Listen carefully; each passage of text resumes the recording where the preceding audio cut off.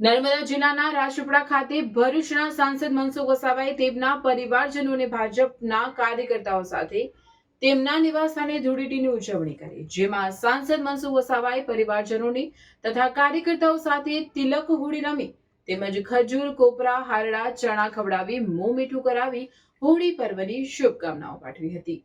આ જ રીતે નાંદોદના ધારાસભ્ય ડોક્ટર દર્શનાબેન દેશમુખે પણ રંગોત્સવ ઉજવ્યો। સાંસદે ભગવાનને પણ રંગથી અભિષેક કરી રંગોત્સવ ઉજવ્યો। નર્મદા જિલ્લા ભાજપના કાર્યકરોએ પણ સાંસદને રંગ લગાડીને ધૂળેટીની ઉજવણી કરી હતી। જો કે સાંસદ મનસુખ વસાવા આવનારી સ્થાનિક સ્વરાજ્યની ચૂંટણીના રંગ અંગે બોલતા જણાવ્યું હતું કે હોળી પર્વે બધી જગ્યાએ કેસરિયા રંગનો પ્રભાવ જોવા મળે છે। આગામી સ્થાનિક સ્વરાજની ચૂંટણીઓમાં નગરપાલિકા હોય કે તાલુકા પંચાયતની ચૂંટણી હોય, બધે જ ભાજપનો કેસરિયો રંગ જ ચડશે। બીજા રંગો પૂરક રંગો હોય છે એ પણ અમારા રંગમાં ભળી જશે। તે જ રીતે નાંદોદના ધારાસભ્ય ડોક્ટર દર્શનાબેન દેશમુખે પણ તેમના નિવાસસ્થાને કાર્યકર્તાઓ અને કુટુંબીજનો સાથે રંગોત્સવની ઉજવણી કરી, ગુલાલ ઉડાવી અને મીઠાઈ વહેંચી તેમને કાર્યકર્તાઓ સાથે આનંદ વહેંચ્યો અને સૌને શુભકામનાઓ પાઠવી ધૂળેટી પર્વ નિમિત્તે સમગ્ર જિલ્લામાં હર્ષોલ્લાસનો માહોલ જોવા મળ્યો હતો। લોકો પરસ્પર રંગ લગાવી ભાઈચારો અને એકતાનો સંદેશ આપતા દેખાયા। બંને નેતાઓએ આગામી સ્થાનિક ચૂંટણીમાં કેસરીઓ લહેરાશેનો આશાવાદ વ્યક્ત કર્યો હતો।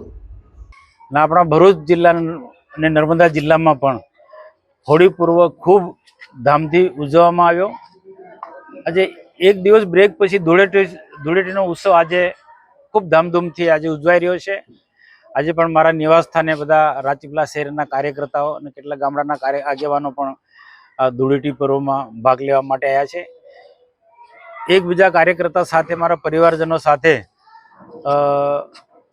ધૂળેટીના અને હોળી પર્વની અંદર ખજૂર, કોપરું કે પછી હાયડા એ સાકરના બનેલા હોય છે, એનો પ્રસાદ આપવાનો હોય છે। અમે બધાએ એકબીજાને પ્રસાદ તરીકે એને વિતરણ કર્યું અને રંગોત્સવ પણ આજે ધૂળેટીના દિવસે આજે ઉજવ્યો। ભગવાનની પણ પહેલા રંગથી અમે એમને અભિષેક કર્યો। રાધા કૃષ્ણ ના પ્રતિમાને અલગ અલગ રંગથી એમની પૂજા કરી ને આજે સમગ્ર શહેરની અંદર અમારા કાર્યકર્તાઓ ખૂબ ઉત્સાહ ઉમંગથી હવે પોતપોતાના કાર્યકર્તાને મળી ને આજે ધૂળેટીનો તહેવાર ઉજવવાના છે। આજે હોળી પર્વ છે। હોળી પર્વ ખૂબ ધામધૂમથી બધા જ લોકો ખૂબ ઉજવી રહ્યા છે। ગામડાના લોકો હોય કે શહેરના લોકો પોતપોતાની અલગ અલગ રીતના ઉજવી રહ્યા છે। આ હોળી પર્વની અંદર સાથે સાથે અમે એક કેસરિયા રંગનો પ્રભાવ વધારે જોઈ રહ્યા છે। માનવ જાતિ કે માનવ પ્રકૃતિ એક તો રંગ ને કેસરિયા રંગને પ્રાધાન્ય આપે જ છે, પણ કુદરત પણ કેસરિયા રંગને પ્રાધાન્ય આપે છે। કેસુડો તમે જુઓ, આજે કેસુડો પણ આજે આખા સમગ્ર ગુજરાતની અંદર ગલી ગલી શહેરે શહેરે આજે કેસુડા પણ ગામડાની અંદર તમે જોશો તો બધા ખીલ્યા છે અને શહેરના લોકો પણ ગામડાના લોકો પણ કેસુડાના રંગ લાવી એની પિચકારી બનાવીને એકબીજાને કેસરિયા રંગથી રંગે છે।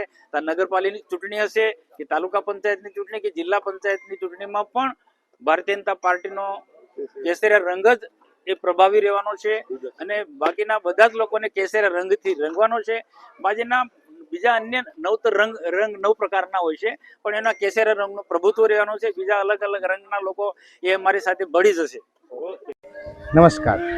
ભરૂચ શહેરમાં સર્વશ્રેષ્ઠ શિક્ષણ આપતી સંસ્થા એટલે કે પ્રાર્થના વિદ્યાલય, જેમાં બાળકોને શિસ્ત, સંસ્કાર અને શિક્ષણ દ્વારા બાળકોનું શ્રેષ્ઠ કારકિર્દીનું ઘડતર, નિષ્ણાત શિક્ષકો દ્વારા અધ્યાપન, ટેસ્ટ દ્વારા બાળકોનું મૂલ્યાંકન, સતત વાલીશ્રીઓનો સંપર્ક, અત્યાધુનિક લેબ, રમતગમત માટે વિશાળ મેદાન, વિશેષ દિન ઉજવણી, ઇતર પ્રવૃત્તિઓ, ભાર વિનાનું ભણતર, વાસ્તવિક જીવન આધારિત વાલીશ્રીઓ માટે શિક્ષણ, રમતગમતને વિશેષ પ્રોત્સાહન આપવા સ્પોર્ટ્સ ટીમ સાથે ટાઈપ, 11ના દિવસે સંસ્કાર સાથે સિંચનનો કાર્યક્રમ તો ખરો જ। અને હા, આ વર્ષે પ્રાર્થના વિદ્યાલય વાલીશ્રીઓ માટે વિશેષતા બહાર પાડે છે। આપ એક વિદ્યાર્થીનો પ્રવેશ લાવો છો તો આપના બાળકની 25% શૈક્ષણિક ફી માફ રહેશે, અને જો આપ 2 વિદ્યાર્થીઓના પ્રવેશ લાવો છો તો આપના બાળકની 100% શૈક્ષણિક ફી માફ રહેશે। આ યોજનાનો લાભ શિશુ 1 થી ધોરણ 10 સુધીના વિદ્યાર્થીઓ માટે રહેશે।